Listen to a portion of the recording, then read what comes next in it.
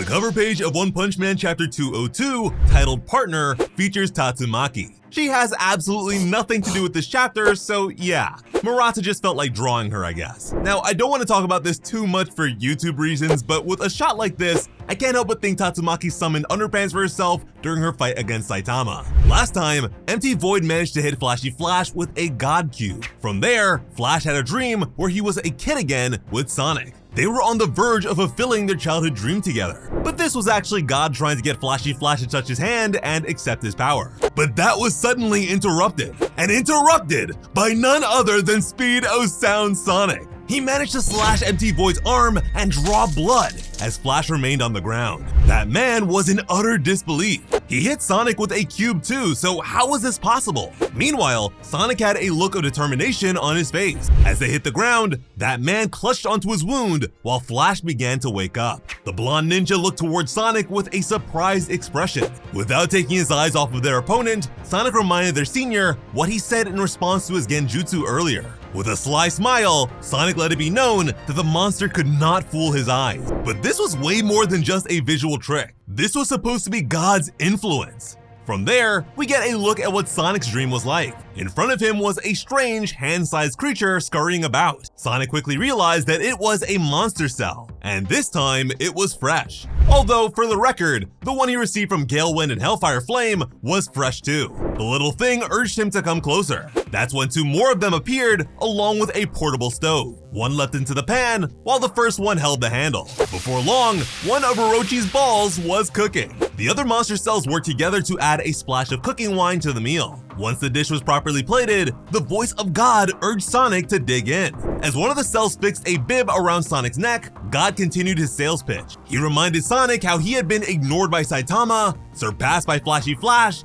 and utterly embarrassed by that man. He wondered if the self-proclaimed strongest genius ninja was alright with that. Sonic stared down at the food while being told to eat it and become stronger so he can show them how much better he is. All throughout, Sonic didn't utter a single word. But God was very eager as Sonic lifted a knife from the table. Sonic seemed to be totally obedient as the blade shone over the plate. Then, he stabbed directly into the center of the monster cell. But much to God's surprise, there was now a kunai with a short fuse in place of a knife. This was followed by a dream-ending explosion, one that was surprising enough to get a very unexpectedly frantic reaction from God. Now, I have to say, this was a terrible attempt at coercion on God's part. I don't know if he was just using too much power on Flash's dream or what, but there is no way that this was ever going to work on Sonic. It also doesn't really line up with his previous attempts. God usually masquerades as reassuring and friendly presences. He pretended to be Blast for Tatsumaki, was Bang for Garo, and Sonic for Flash. But here, for some reason, he decided to personify something Sonic has expressed a deep resentment towards. Sonic took his original monster cell reluctantly, and not only did it not work, it gave him severe weight loss diarrhea.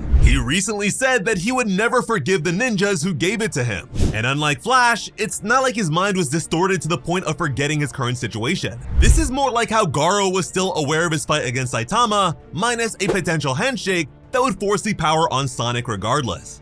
And come on, listening to a talking monster cell, no matter the circumstance, is just dumb. It's funny, but hardly fitting. Even just giving him a rehash of Flash's dream would have been better than this. Honestly, I was expecting him to be approached by Saitama. Speaking of which, it's interesting that God directly mentioned Saitama. That's not too crazy on its own, but it is something that I've been waiting for, so I could throw it into the theory pot. Back in the real world, Sonic shifted his stance while thinking to himself that for some reason, he couldn't get a proper grasp on Saitama's strength. But by observing Flashy Flash, he could see a path forward for himself, a newfound ideal of strength for him to target. And if he can visualize it, then he can obtain it. For the record, Sonic has been shown to be capable of image training in the past. Honestly, shifting towards a more tangible and realistic goal is so huge for Sonic's character development. Flash was already one of my favorites, but Sonic definitely jumped up the list after this. No matter what, Sonic fully intends to surpass Flashy Flash with his own power. Aloud, he urged Flash to get back on his feet and help out. Instead of being reluctant about a potential team-up, Sonic is now encouraging it. That is a big step forward for his character and something I am very happy to see.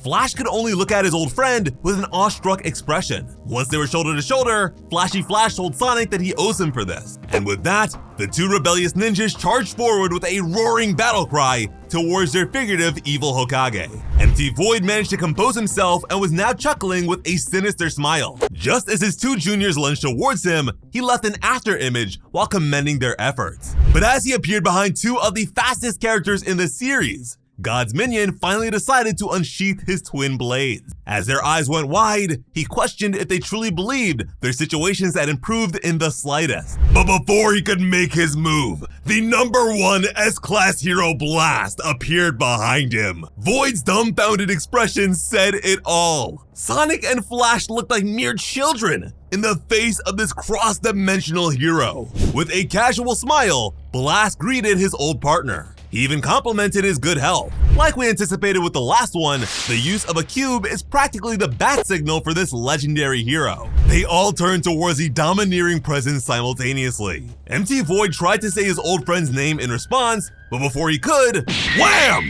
Blast sent him flying with an overpowered strike. And unfortunately, it seems like Murata has us back on a crumb diet when it comes to the length of these chapters. But that is definitely not enough to reduce my hype levels here. Being able to see Blast in action is way too exciting. And if Blast is here, hopefully Saitama tagged along too. And although the tables have turned against him, we have yet to see what Empty Void is truly capable of. Also, Blast wants to capture him, not kill him. Doing that while avoiding God's forfeiture won't be easy. But please, leave us all your thoughts on this one in the comments. As always, I'm Slice of Otaku. Thank you all so much for watching and have an awesome day. I love you.